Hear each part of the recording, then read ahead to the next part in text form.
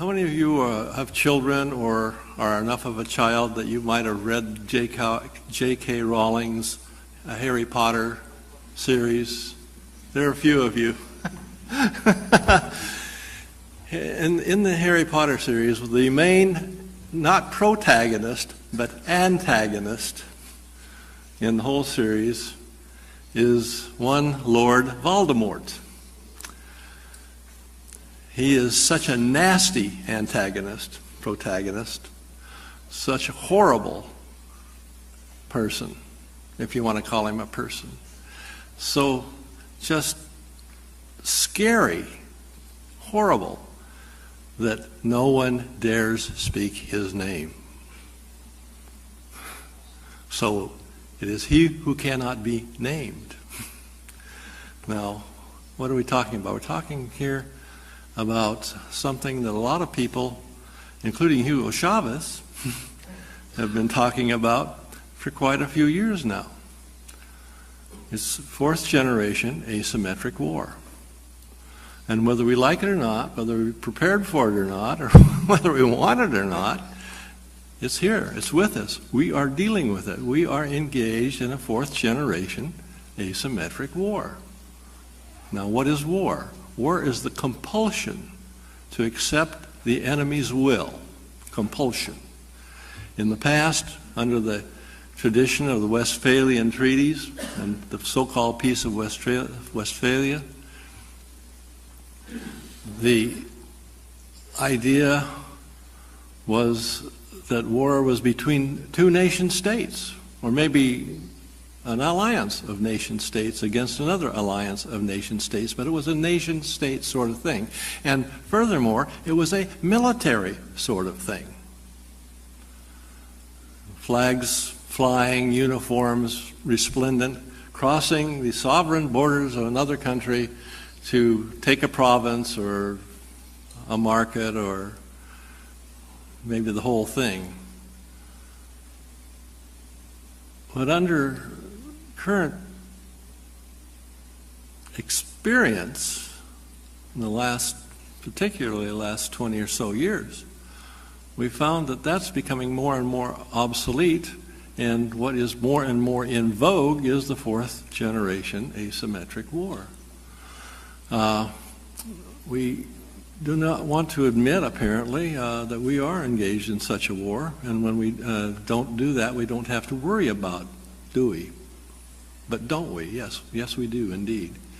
And the charge that Mr. Chavez gave to the officer corps in 2005 at the military academy in Caracas, when he charged every member of the officer corps in Venezuela to learn fourth generation asymmetric war and develop doctrine to deal with it.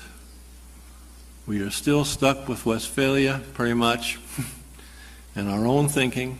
And when we talk about defense, we talk about the uniformed forces crossing a sovereign border.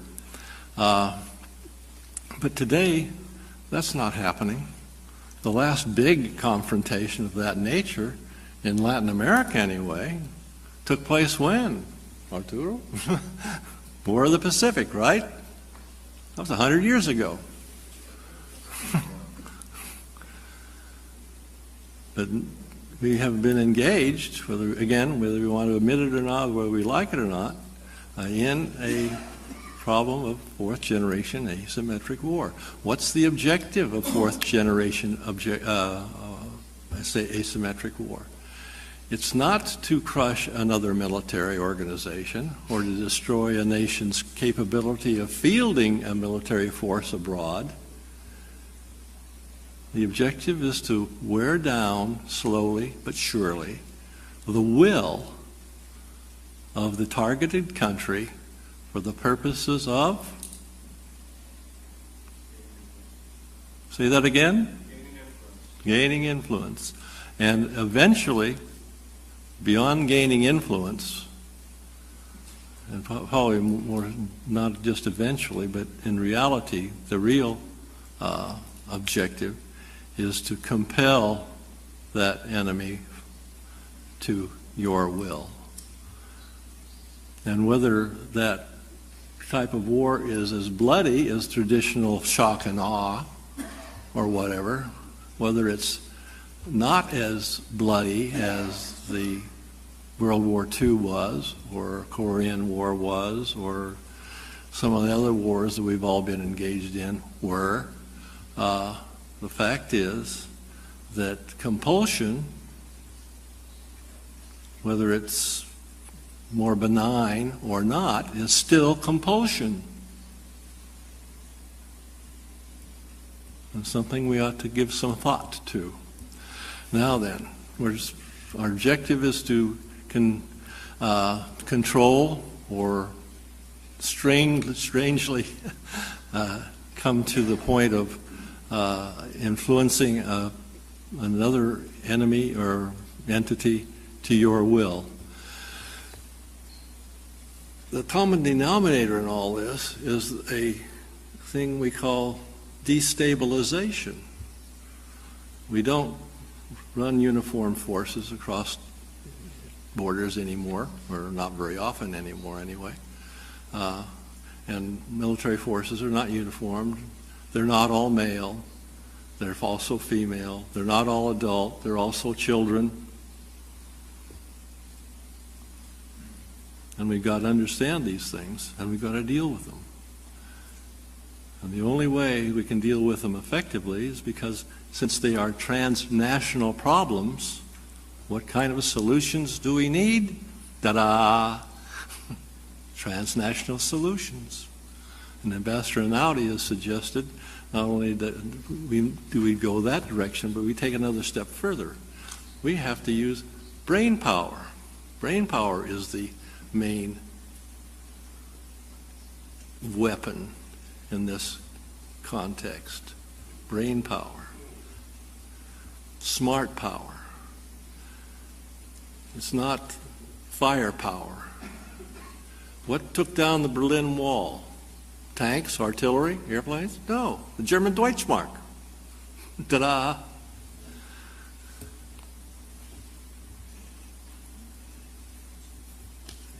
Destabilization can take many forms, and usually it's relatively benign. But again, we have the problem of compulsion. And it compulses us to where, and what happened is the idea of the creation of a failing state. That's the other word that we dare not speak. War and failing state. We don't want to use the term because we maybe are politically correct enough so that we don't want to offend anybody. But the fact is that in some of these states we've been talking about in Central America and elsewhere, a good portion of the country is not controlled by the state. And that's a definition of sovereignty, a definition beyond what has been talked about here. Sovereignty is the control of the territory and the people of a given recognized political entity. If the state doesn't control all of its territory, the question is who does? We use the term ungoverned territory quite often. We've sophisticated that a tad, and now we're calling it alternately governed territory. But the point is, it's not the state that's doing this. It's non-state groups, belligerent, violent, and kind of nasty like Lord Voldemort. And over a period of time, you create a failed state. And then you can, with that, you can step in and take control of that state. Not only take control of it, but go a little beyond, perhaps. And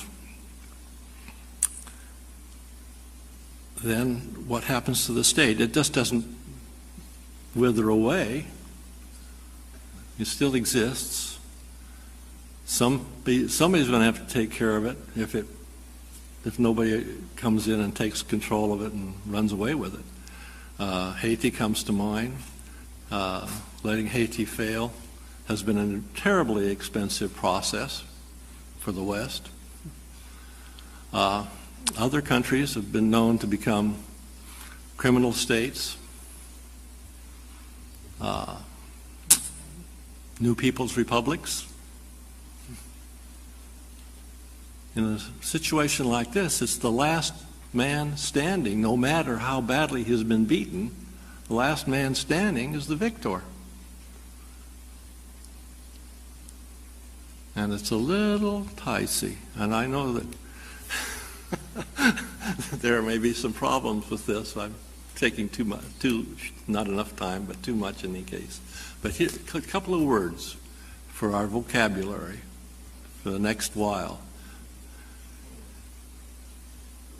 War is compulsion, whether it's non-lethal or if it is lethal as what we've known in the past. The other word is failed state or failing state. It's not an event, it's a process.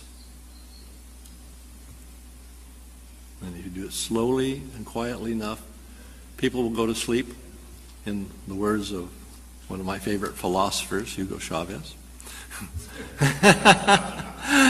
If you do this well enough, long enough, slowly enough, benignly enough, your enemy will wake up dead.